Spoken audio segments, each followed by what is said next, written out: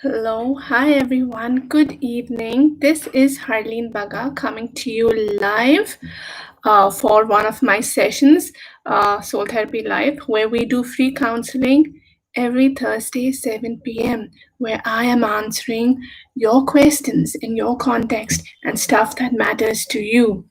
First things first, thank you so much for your patience and for your care and your concern.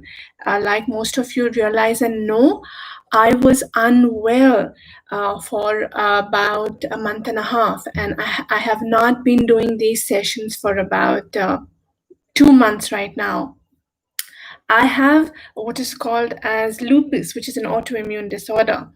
And what happened was that it got flared up and there was some inflammation, which means that I developed some hypoinflated lungs. And as a consequence of that, I was short of breath.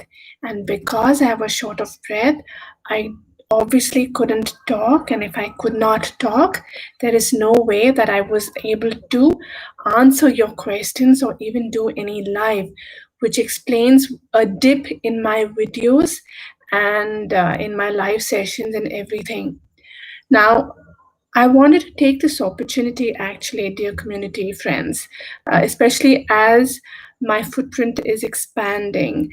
And I know there are a lot of people depending on me for counseling and therapy. I wanted to make sure that I tell you a little bit about myself, which I have never shared. See, therapy works on building a rapport. Therapy works when there is trust, when there is belief, and that is something that makes me unique. That is my USP, where I am able to establish that kind of a rapport and trust with my clients, which helps them open up to me. And that is how we have breakthroughs, several of them, because I am able to take them from their comfort zone into their growth zone, which is very important for anyone to grow. Now, the reason why I'm bringing this up is because I wanted to share, in all honesty, about me, right, a little bit today.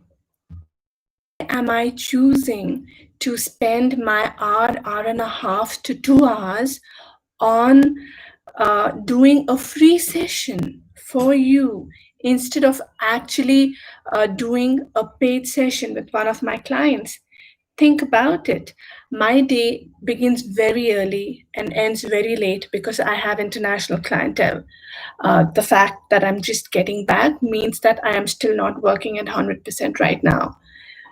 Given that health restriction, given that my lungs and my throat are still fully not back to normal, why am I choosing to not earn money, but actually spend this time on you, the community?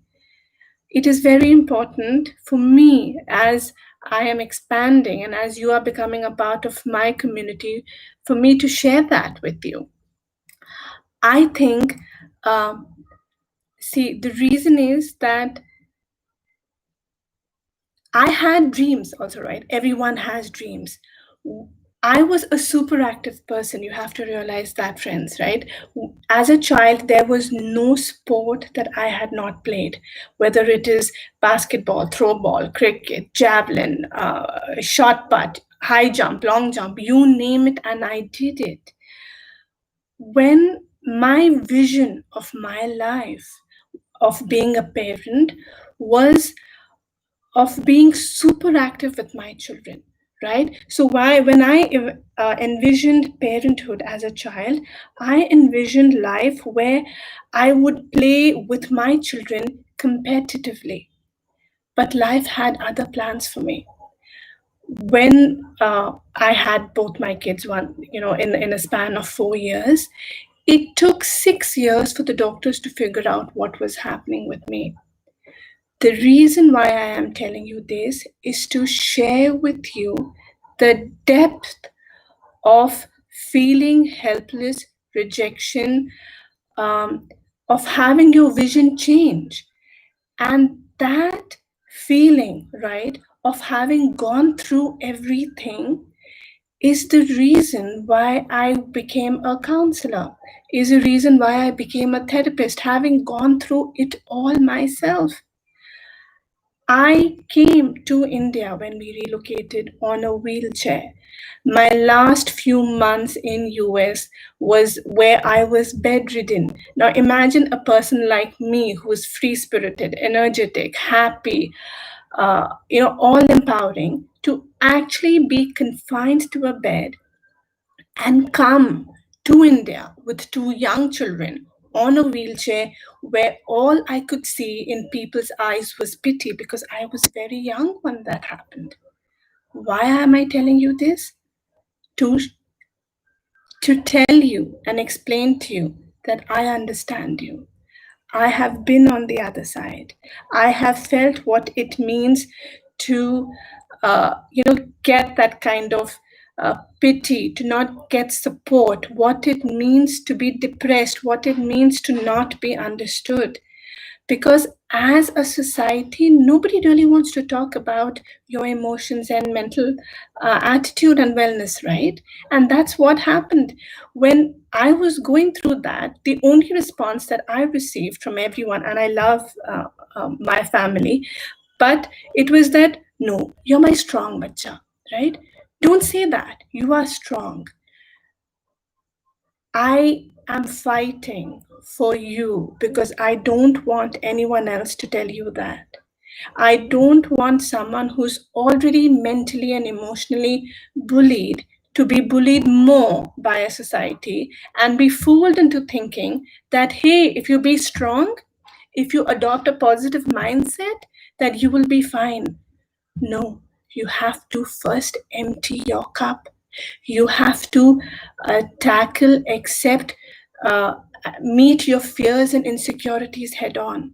When you meet your fears and insecurities head on, only then you gather the strength.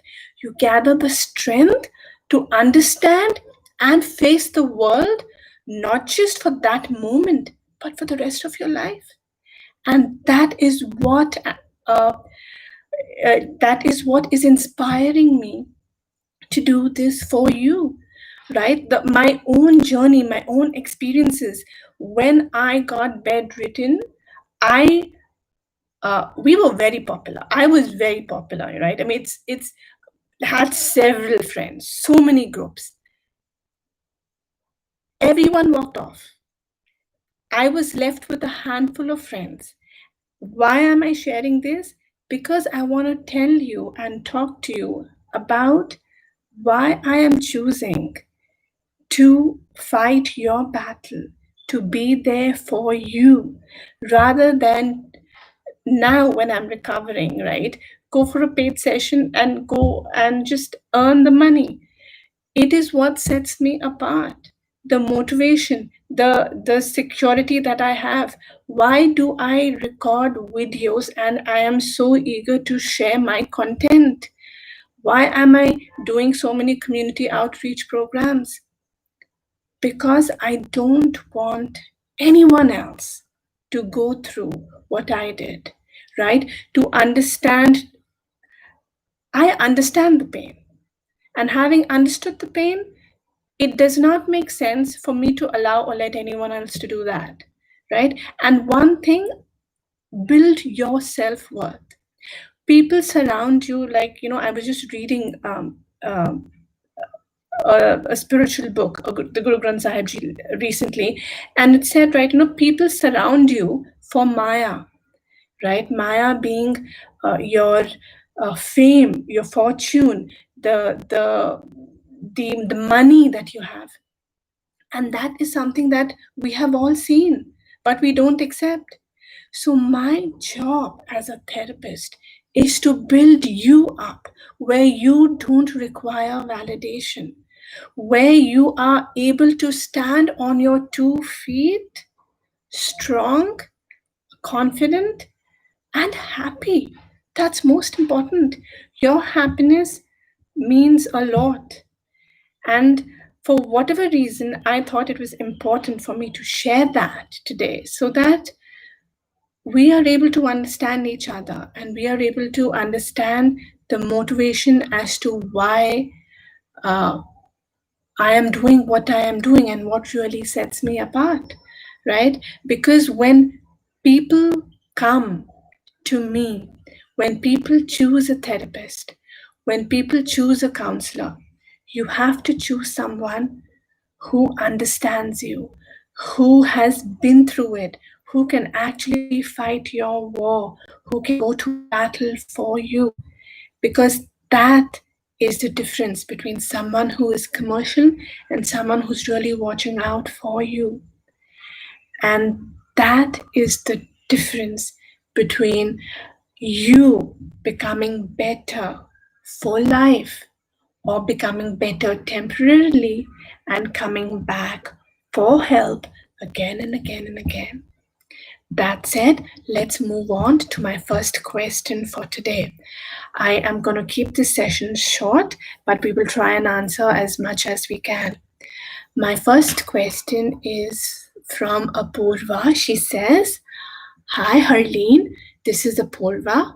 I am feeling mental unrest for the last couple of days. I am not sure what is going on. I saw your story about counseling and thought I should write in.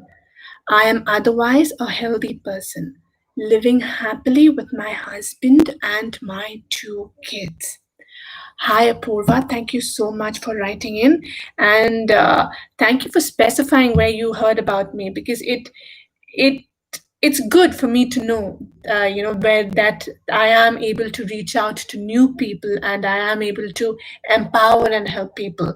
So thank you for specifying that you heard and got to know about me in my social media stories. So to answer your question, Apurva, um, first, I need to understand whether this mental unrest is to do is a clinical issue or not, right? That especially so because we are in a pandemic situation, and if you are stepping out, and if your family or someone in your family is being exposed, then we have to rule out if what you're feeling, the mental unrest, is not a physical manifestation of a physical or a clinical issue, a medical issue. So I would urge you to be extremely cognizant and observant about your own symptoms, and uh, make sure that you are checking yourself. You have an oximeter at home. Make sure that you're checking yourself. You have a thermometer at home. You are continuously calibrating how you're feeling. If there is no clinical problem, if there's no physical or medical issue, then I would suggest that you think about what has changed and when this unrest triggered. That would be my second point to you. Think about what happened. Were you doing something? Was there some news that you heard? Did somebody tell you something? Did you read something in the papers or in social media or something? I want you to really try and push yourself to see if you're able to figure out when that thought process triggered.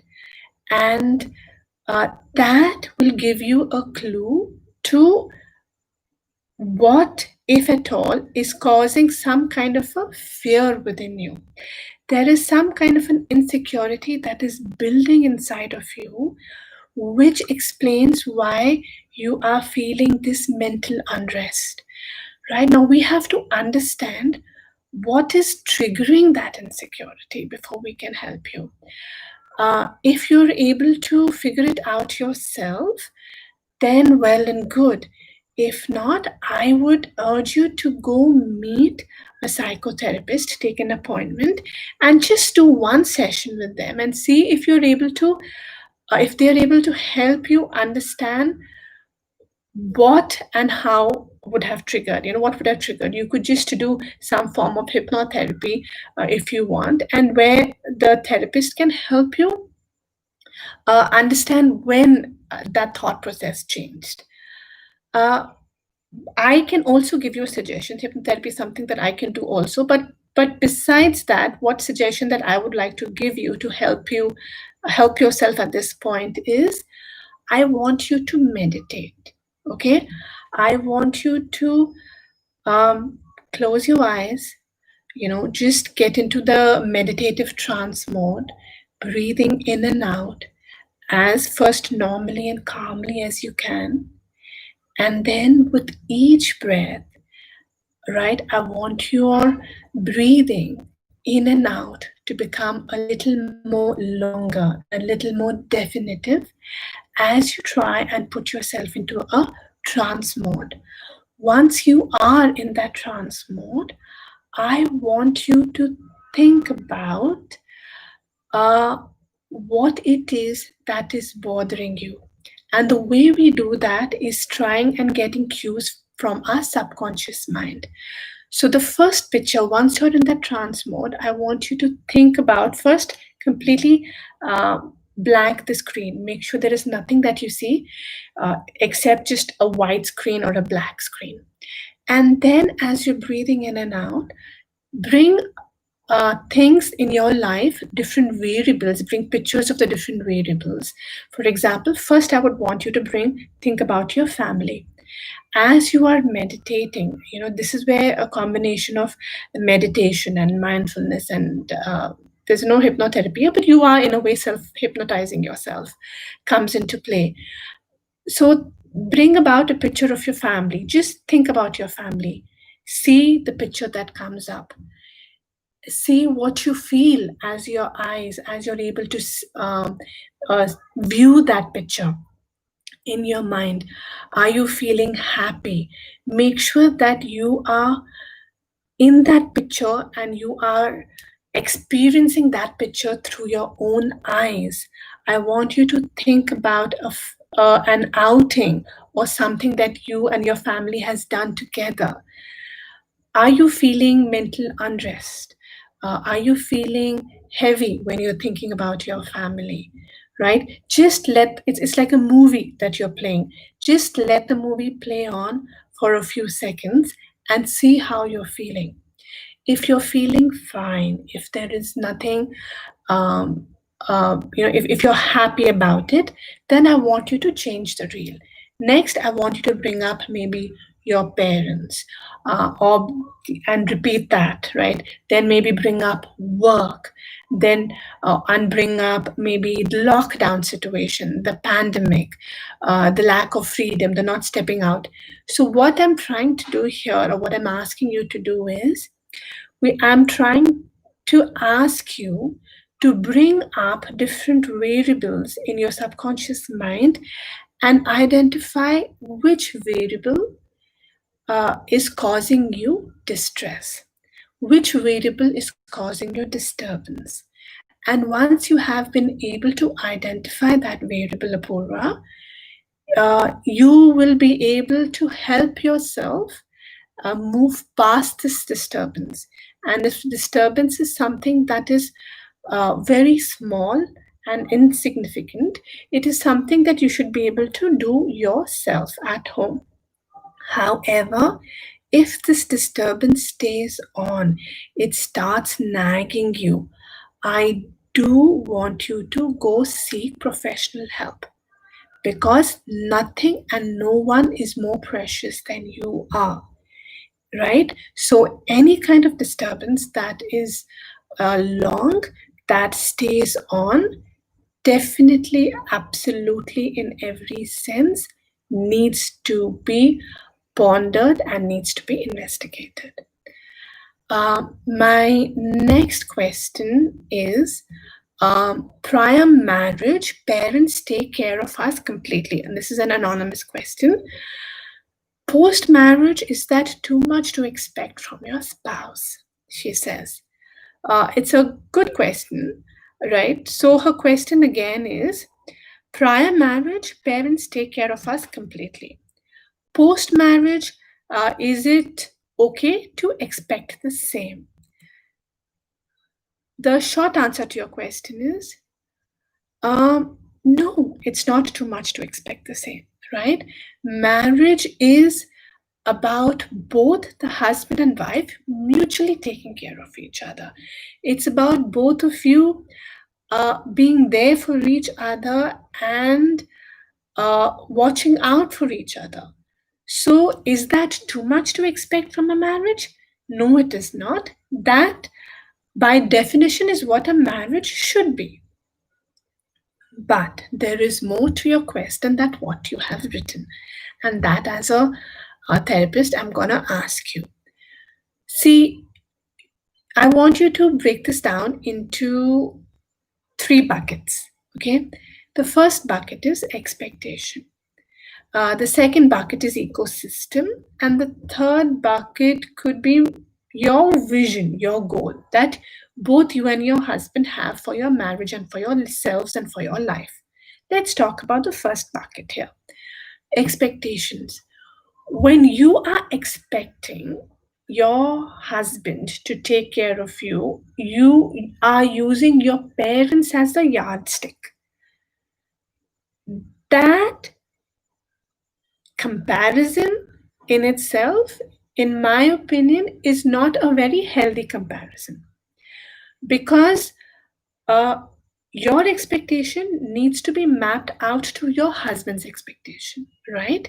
If you are expecting him to take care of you as a baby and protect you and completely make you dependent upon him, like maybe your parents did, and he is unable to do that because of his own responsibilities at work and family, then when you have expectations like that, you are setting your own marriage for failure.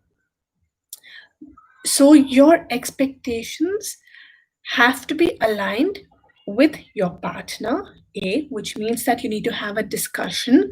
You may have a discussion, or as your marriage proceeds and as you start living together, you will figure out what is the right way of caring for each other without it really being an imposition on each other.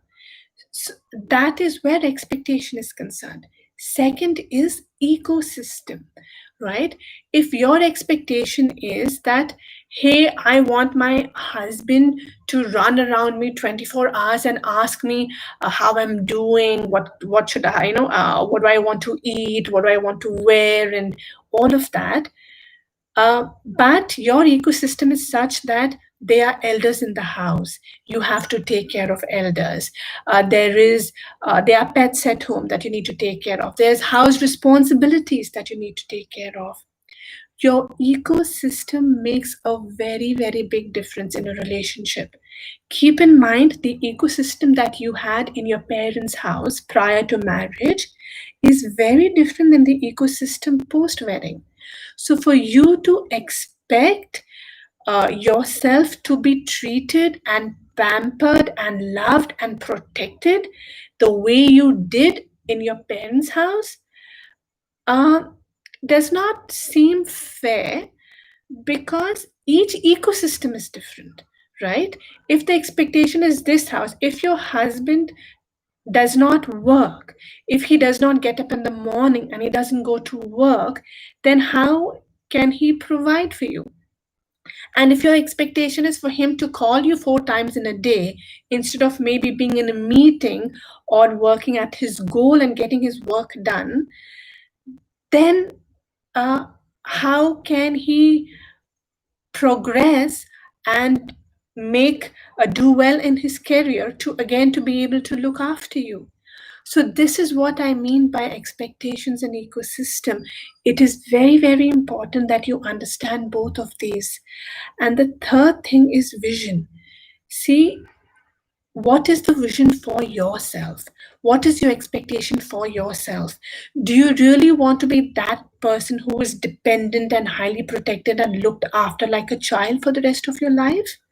Or do you want to be someone who is independent, who wants to do something for herself, who wants to have an identity and a sense of relevance in this community and in your life?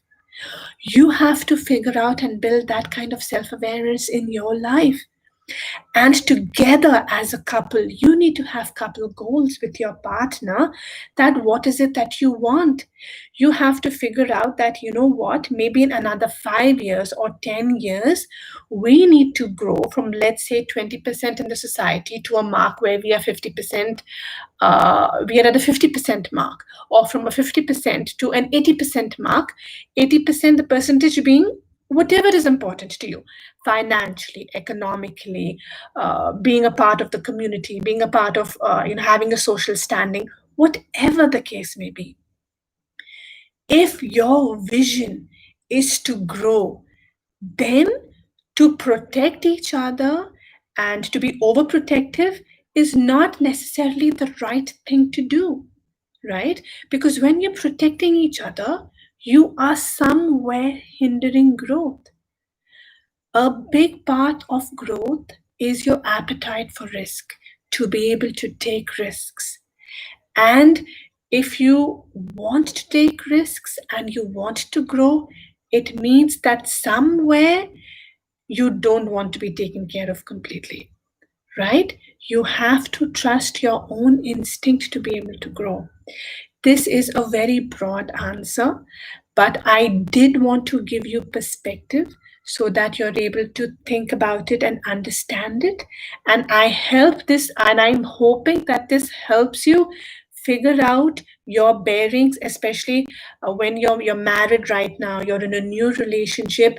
I'm hoping that it helps you figure out what you want from yourself in this new relationship, in this new path, in this new journey, and most important, to not compare this new journey, this new person in your life, to what your parents have given you, right?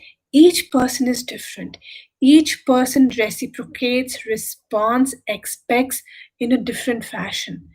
And we need to allow them to be who they are so that they are in a position to authentically and genuinely love you, protect you, and take care of you. Those are my parting words. My third question for today is that, and I'm thinking my last question for today is that I am a manager in an MNC. Just recently, a lot of my reports are not morally and emotionally happy. There is a sense of distrust also, having given the fact that we are all working from home. What do you recommend I do to raise the morale of my team? Anonymous. First of all, thank you so much for reaching out, right? More power to you. I need for us to break this narrative and this prejudice that we have about seeking help. So thank you so much for reaching out to me. There are a lot of things that we can do to raise the morale of the team, right? And I would recommend that you do it in several ways. One way of raising morale is at the spiritual level, right? See, all of us internally, you have to understand, as humans, seek validation. All of us, whether we like it or not, we like to be told we are on the right path. We like to be told that we are liked and we are loved, and that someone cares about us. We want to be reassured that we are on a path to success and growth. So, validation and reassurance, I am putting these two in the spirituality bucket, where it is very important that we provide this kind of reassurance to the team. Second is the fun bucket, right? Where we're just doing things in the team, where we are releasing those peptides and those fun things where people feel good about working together. How do we do that? My suggestion to you would be, have weekly meetings where you are playing, right? And I mean physically doing things.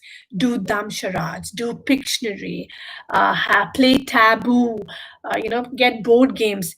Do things expand? In fact, I would go out on a limb and say, each week, give one of your reports the responsibility and ask them to choose a game that the entire team can play physically. And I'm not talking about I mean like actually physically, right? Where you're standing up and dumb charades where you're enacting something. Pictionary, where you're standing up and you're drawing something on the whiteboard or something like that. Something where you are standing up and doing something. Could be singing, karaoke, whatever it is, go crazy. So that is the second bucket of what you can do at work to raise the morale of your reports. The third thing that you can do is just growth, right? To do that, you can do now. My suggestion to you, where to bring in the spirituality and the growth aspect, is to do something like a reflection circle, right? There are many strategies to do that. One strategy, what I would talk about right now, is what is called a reflection circle. The other things that you can do is definitely, have someone like a psychotherapist, me, or anyone that come in and talk to your team, about, like I said, reassurance, validation about who they are and that they're on the right track, and reassurance that they're on the right path. There are so many activities and worksheets and brain games that any professional can make you do with your team that will help them feel motivated, help them feel charged. And the third thing that you told about, spoke to me and rather wrote to me about, was faith. It will help them build faith. So spirituality and faith in each other. When I say faith, I'm talking about trust, not faith in terms of spirituality. So when you do things that involve a therapist, that involve this reflection circle and games like that, activities like that, actually help build layers of trust in the team, which is essential and key, especially in a situation like this where they are not meeting each other. Everyone is working isolated at home. Now, coming back to what reflection circle is, the way that works is, if you haven't already heard about it, each person in the team talks about one good thing that they like about their teammate. And that includes you, the manager, as well. So we're talking again about one good thing that they like about that person, and one thing that they'd like to see improved, something that could make you better. Let's put it that way. So one thing that they like about you, and one thing that they'd want you to change so that you could become better. Just two things, right? And as each person is talking and doing a round robin, talking to each other about this, what you're doing indirectly is building this sense of camaraderie. You're building this sense of trust. Because, like I said, by doing this, you are tackling the first bucket, validation, by saying something good about you, and reassurance, which is, hey, if you do this, you could become better. You're providing feedback, and you are hitting two birds with one stone here as a manager. One, you are building that sense of reassurance in the minds and the hearts of all your entire team. Second, you are training them and teaching them how to give feedback and receive feedback, which is very important for their growth in the company, especially if they want to grow out of becoming an IC and into managing people. Providing feedback and receiving feedback is an art. And if that is something that you can teach them indirectly, you are doing a fantastic job as a manager.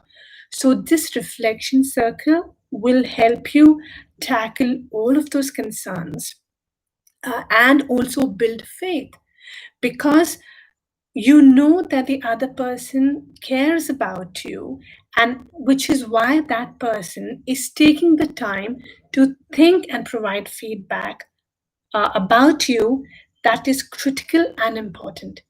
So you are actually tackling both the first and the third bucket by doing this.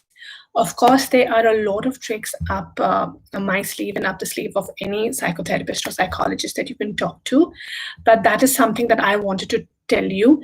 Do try that with your team and maybe even your org at a larger scale if you can funnel that up.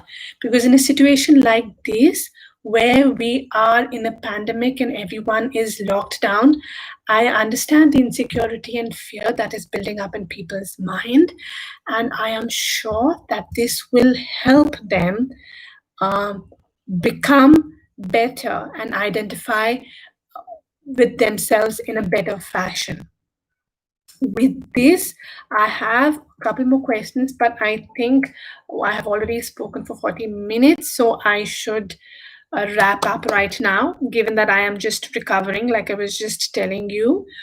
We have started the momentum. We will keep it up. I will be back every Thursday talking to you because, like I said, this is my inspiration. This is my motivation. I am here to make sure that you are sorted, and whatever I have to do to make sure that you're sorted is something that I will do.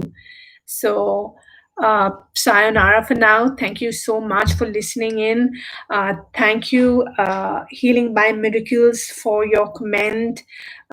Thank you, Feme Fatili, for joining in and helping and being a part of it. Thank you, Nanki. Thank you, Arzu, for coming in and being a part of this. Um, any questions, any concerns about what we spoke about, go ahead, DM me personally. I am just a message away, or write in the comments in my YouTube live or in my Insta live or even Facebook, actually, for that matter. And I will probably get back to you. Wishing you a good week ahead. I will see you next week. Bye for now. Bye, guys.